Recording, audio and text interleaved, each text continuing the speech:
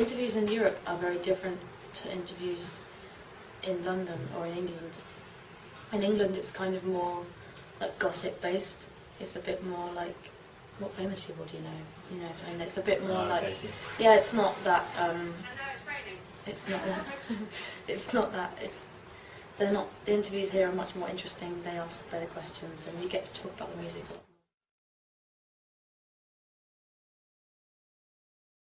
lot more. It was never really like a point in my life where I was like, where I had the thought like, oh, I can do this for a living. I always wanted to do this since I was a kid. I never wanted to do anything else, to be honest. So. Because like the songwriting is influenced by, not by 80s songwriters, but it's the writing, the lyrics are more influenced by stuff like Joni Mitchell and Nick Drake and more kind of folksy stuff than 80s stuff. It's just kind of the sounds that are influenced by the 80s, but not so much the lyrics or the songwriting. No, I think, you know, we just wanted to start small with Kitsune. That's why we did Kitsune, because we wanted to start from somewhere a bit more homegrown.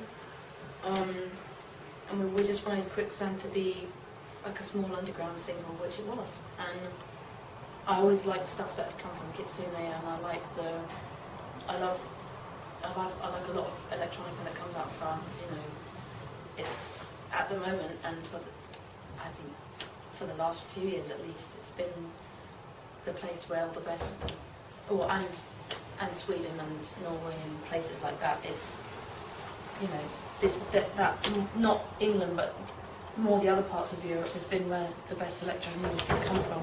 So it just seems like a good move.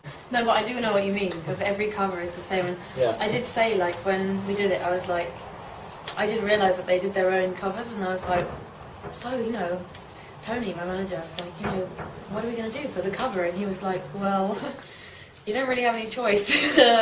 It's this or nothing. So, but I don't know. I think it's quite funny, the little sketches of people and stuff. Yeah.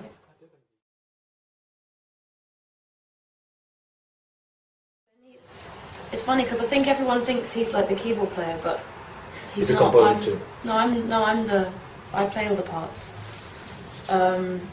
Ben's like my co-writer and co-producer. Okay. And he's played like a couple of parts on the album, but mostly it's like the way we work is it's very 50-50. It's very much a collaboration, obviously, but the way it works is I'll come to him with something like, Ben, I've come up with this, you know, I want to take it further with you, and then we go back and forth. Yeah, but it's usually he's kind of sitting there and I'll be on the keyboard, and he, you know, like you have backseat drivers, he's kind of like the backseat keyboard player. So he's like, no, play that note you just played. But it's, I don't know, it's kind of like that. No,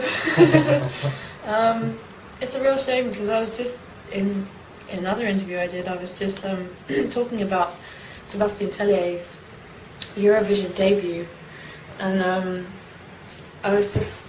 It's kind of funny because I think with Eurovision, a bit like X Factor or one of those programs, you kind of, part of you wants to go and do it just so that you can be like, I can do this better than you, but you would never do it because you'd shame yourself so much in the process.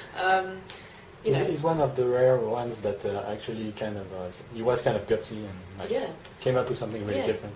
But I think, you know, it could have been so cool, that, like, what he did, because Divine was one of my favourite songs of last year, and because it's so catchy and it's so melodic and it's so pop and it's so kind of cheesy but in a really cool way, that it could have been, if he'd not been so drunk when he was doing it could have been really, he's always drunk, I know, it could have been really cool, and he could have pulled it off maybe, because I think it's one of those things that, unless you kind of already know who Sébastien Tellier is, I mean, no one knows who anyone in the Eurovision Song Contest is. They're all completely unknown people.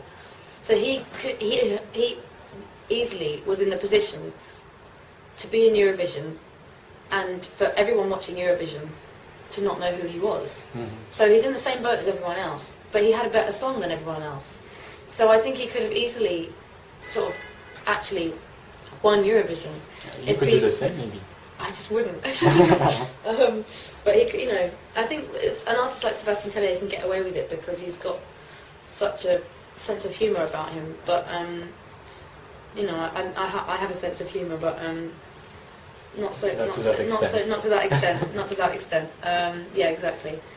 But I heard, because a guy that I know, who's a producer called Dan Carey, worked with Sebastian Tellier a couple of times, and he said that he sings when he does a vocal take.